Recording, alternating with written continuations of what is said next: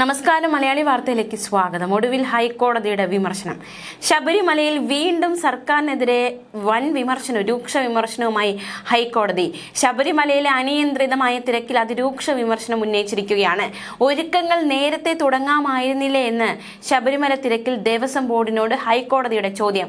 6 മാസം മുന്നേ ഒരുക്കങ്ങൾ തുടങ്ങേണ്ടതായിരുന്നുവെന്നും കോടതി പറഞ്ഞു. ദേവസ്വം ബോർഡിനും വിമർശനമുണ്ട്. ദേവസ്വം ബോർഡിന് കനത്ത പ്രഹരമാണ് ഏറ്റിരിക്കുന്നത്. ശബരിമല സ്പെഷ്യൽ റിപ്പോർട്ട് ഹൈക്കോടതി പരിഗണിക്കുന്നുണ്ട്. കൂടിയാലോചന 6 മാസം മുന്നേ നടത്തേണ്ടിയിരുന്നതാണ് എന്നും ഹൈക്കോടതി പറഞ്ഞു. കൃത്യമായ വിലയിരുത്തൽ കഴിഞ്ഞ കുറച്ചു മാസങ്ങളായി ഉണ്ടായിരുന്നു. എന്നിട്ടും എന്തുകൊണ്ട് ആവർത്തിച്ച് വീഴ്ചയുണ്ടാകുന്നു എന്നാണ് കോടതി ചോദിച്ചിരിക്കുന്നത്. ഒരു സെക്ടറായി തിരിച്ച് പരമാവധി ആൾക്കാരെ ഉൾക്കൊള്ളാവുന്ന അത്രയും പരിഗണിച്ച് ശാസ്ത്രീയമായി മുന്നോട്ട് പോകേണ്ടതായിരുന്നില്ല എന്നും കോടതി ചോദിച്ചു. 4000 പേരെ മാത്രം ഉൾക്കൊള്ളേണ്ടടുത്ത് 20,000 പേരെ ഉൾക്കൊള്ളിച്ചത് എങ്ങനെയെന്നാണ് കോടതിയുടെ ചോദ്യം. സന്നിധാനത്ത് എത്ര പേരെ ഉൾക്കൊള്ളാനാകുമെന്ന കാര്യത്തിൽ കൃത്യത വേണമെന്നും കോടതി ആവശ്യപ്പെട്ടു. തിരക്കി ആളുകളെ കയറ്റി വിടരുത്. കുട്ടികളടക്കമുള്ളവർക്ക് ഭക്ഷണം പോലുമില്ല. എന്തൊരവസ്ഥയാണിതെന്നും ഹൈക്കോടതി ചോദിച്ചു. തിരക്ക് നിയന്ത്രിക്കാൻ ശാസ്ത്രീയമായ മാർഗങ്ങൾ ഉണ്ടാകണമെന്നും കോടതി നിർദ്ദേശിച്ചു. മണ്ഡല മകരവിളക്ക് തീർത്ഥാടനം സംബന്ധിച്ചുള്ള ഒരുക്കങ്ങൾ 6 മാസം മുൻപെങ്കിലും തുടങ്ങേണ്ടതായിരുന്നില്ലേ എന്നും കോടതി ചോദിച്ചു. ഏകോപനമില്ലാത്തതാണ് ഇവിടെ പ്രശ്നം സൃഷ്ടിക്കപ്പെട്ടതെന്നും കോടതിയുടെ അഭിപ്രായം. തിരക്ക് നിയന്ത്രണത്തിന് പുറമെ ശുചിമുറി സൗകര്യത്തിന്റെ കാര്യത്തിലടക്കം ദേവസ്വം ബോർഡിന് justice A Raja Vijayaraghavan, KV Jayakumar എന്നിവരുടെ ദേവസ്വം ബെഞ്ചിന്റെ വിമർശനമുണ്ടായിരുന്നു. തീർത്ഥാടന കാലത്ത് ശബരിമലയുടെ ഓരോ ഭാഗത്തും എത്രത്തോളം ആളുകളെ ഉൾക്കൊള്ളാൻ സാധിക്കുമെന്നും കോടതി ചോദിച്ചു. നിലയ്ക്കൽ മുതൽ സന്നിധാനവും 18-ാം പടിയും അടക്കമുള്ള സ്ഥലങ്ങൾ ഇത്തരത്തിൽ 5ഓ 6ഓ ആയി തിരിക്കണം. ഓരോ സ്ഥലത്തും ഒരേ സമയം എത്ര പേരെ ഉൾക്കൊള്ളാൻ കഴിയുമെന്ന് തീരുമാനിക്കണം. ഇതിനായി ഒരു വിദഗ്ധ സംഘത്തെ രൂപപ്പെടുത്തണമെന്നും കോടതിയുടെ അഭിപ്രായം. നിലവിൽ ഉന്നതാധികാര സമിതി അടക്കമുള്ളവ ഉണ്ടെന്ന് ദേവസ്വം ബോർഡ് അറിയിച്ചിരുന്നു. പക്ഷേ തിരക്ക് നിയന്ത്രണത്തിൽ പ്രത്യേക സംഘം തന്നെ ഉണ്ടാവണമെന്നായിരുന്നു കോടതിയുടെ അഭിപ്രായം. ഇതിനായി ഓരോ സ്ഥലത്തിന്റെ വ്യാപ്തി എത്രയെന്നത് അറിയിക്കാനും കോടതി വാക്കാൽ പറഞ്ഞു. മാത്രമല്ല, ഈ വരുന്നവരെല്ലാവരും ഇത്തരത്തിൽ തിരക്കി കയറ്റിവിടുന്നത് തെറ്റായ സമീപനമാണ് എന്നും കോടതിയുടെ കണ്ടെത്തൽ. അങ്ങനെ തിരക്കി ആളുകളെ കയറ്റിയിട്ട് എന്താണ് കാര്യമെന്നും ഹൈക്കോടതി ചോദിച്ചു. ശബരിമലയിൽ എത്ര പേരെ പരമാവധി ഉൾക്കൊള്ളാൻ കഴിയുമെന്ന ചോദ്യം നിർണായകമാണ്. പ്രത്യേകിച്ച് ഇപ്രാവശ്യം ഓൺലൈൻ ബുക്കിംഗ് ഒക്കെ ഉണ്ടായിരുന്നു. അപ്പോൾ എത്ര പേര് വരും എന്ന കാര്യത്തിൽ ഒരു വ്യക്തത അധികൃതർക്കുണ്ടായിരുന്നു. അപ്പോൾ അതിനനുസരിച്ചുള്ള ഒരു സുരക്ഷ അല്ലെങ്കിൽ അതിനനുസരിച്ചുള്ള ക്രമീകരണങ്ങൾ ഒരുക്കിയിട്ടില്ല എന്നത് കഴിഞ്ഞ ദിവസത്തെ തിരക്കിൽ നിന്നും വ്യക്തമാണ്. കഴിഞ്ഞ ദിവസത്തെ ആ കാര്യങ്ങളിൽ നിന്നെല്ലാം കാര്യങ്ങൾ വ്യക്തമാണ്. ഓരോ സെക്ടറിലും എത്ര വലിപ്പമുണ്ട് എന്നതടക്കമുള്ള ചോദ്യം മുന്നോട്ട് വയ്ക്കുമ്പോൾ, കോടതി മുന്നോട്ട് വയ്ക്കുമ്പോൾ എന്തുകൊണ്ട് ഇത് അധികൃതർ പരിഗണിച്ചില്ല എന്ന ചോദ്യവും ശക്തമാവുകയാണ്. സ്ഥലപരിമിതി ഉള്ളത് കൊണ്ട് തന്നെ അതിനനുസരിച്ച് ഭക്തരെ കയറ്റാൻ പാടുകയുള്ളൂവെന്നും തിരക്ക് നിയന്ത്രിക്കുന്നതിൽ ഏകോപനമില്ലല്ലോ എന്നും കോടതി വിമർശിച്ചു. ഇനി ദുരന്തം ഇത്തരത്തിൽ ഉണ്ടാകാനുള്ള അവസരം ഉണ്ടാക്കരുതെന്നും കോടതി പറഞ്ഞു.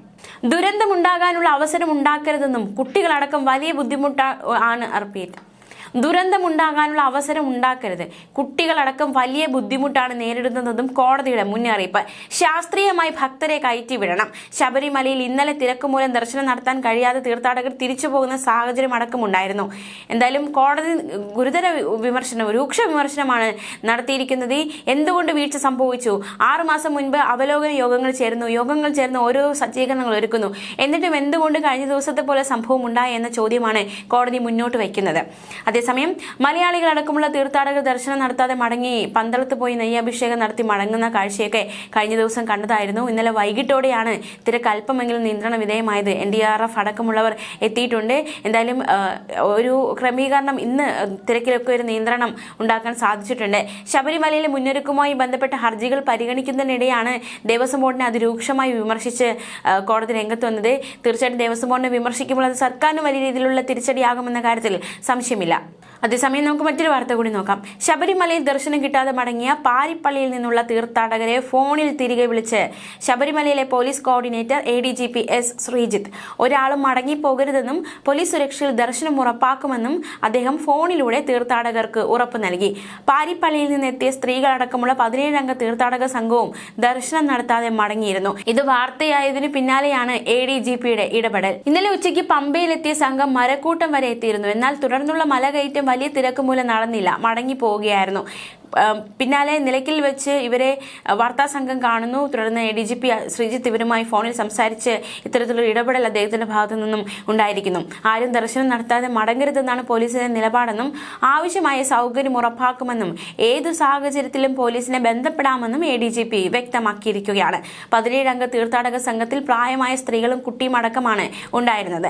ആദ്യമായി മലകേറിയ സംഘത്തിലെ കുട്ടി അയ്യപ്പനായ നിരഞ്ജൻ അടക്കം ദർശനം നടത്താൻ കഴിയാതെ മടങ്ങി പോകേണ്ട സങ്കടത്തിൽ ഇരിക്കുകയായിരുന്നു. അതിനിടയിലായിരുന്നു ADGPയുടെ ഇടപെടൽ. ശബരിമലയിൽ ദർശനം കിട്ടാതെ മലയാളികൾ ഉൾപ്പെടെയുള്ള നിരവധി ഭക്തരാണ് പന്തളം വലിയ കോയിക്കൽ ക്ഷേത്രത്തിലെത്തി ഇരുമുടി കെട്ടടിച്ച് നെയ്യഭിഷേകം നടത്തി മാലയൂരി മടങ്ങിയത്.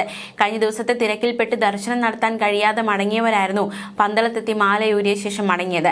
വലിയ രീതിയിലുള്ള തിരക്കാണ് ഉണ്ടായത്. മാത്രമല്ല രാവിലെ മുതൽ തിരക്ക് നിയന്ത്രണാതീതമായിരുന്നു. തുടർന്ന് ഉച്ചയ്ക്ക് ശേഷം ദർശന സമയവും നീട്ടിയിരുന്നു. കഴിഞ്ഞ ദിവസം ആവശ്യത്തിന് സൗകര്യമില്ലാതെ തീർത്ഥാടകർ വലഞ്ഞു. കഴിഞ്ഞ ദിവസം നിരവധി പേർ ദർശനം കിട്ടാതെ മടങ്ങിയ സംഭവം ഉണ്ടായിരുന്നു.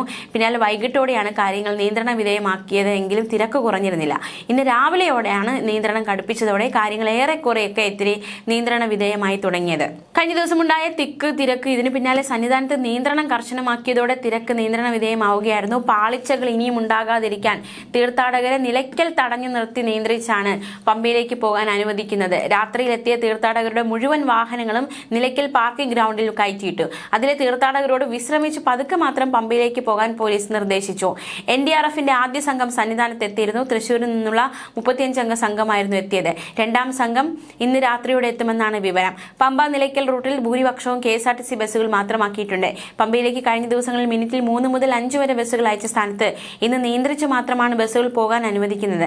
അതേസമയം ദർശനം കഴിഞ്ഞ് പമ്പയിലെത്തിയ തീർത്ഥാടകരെ നിലയ്ക്കലെത്തിക്കാൻ നിരനിരയായി ബസ്സുകൾ കാത്തുകിടന്നിരുന്നു. ഇതെല്ലാം കഴിഞ്ഞ ദിവസം കണ്ടതാണ്. മാത്രമല്ല രാത്രി ഹരിവരാസനം ചൊല്ലി നടയടച്ചപ്പോൾ പോലും 18ാം പടി കയറാനുള്ള നിര മരക്കൂട്ടം വരെ ഉണ്ടായിരുന്ന സാഹചര്യമായിരുന്നു. അവരെ രാത്രി നട അടച്ച ശേഷവും 18ാം പടി കയറ്റി തിരക്ക് കുറയ്ക്കുകയായിരുന്നു ചെയ്തത്. ന്യൂസ് ഡെസ്ക് മലയാളി വാർത്ത.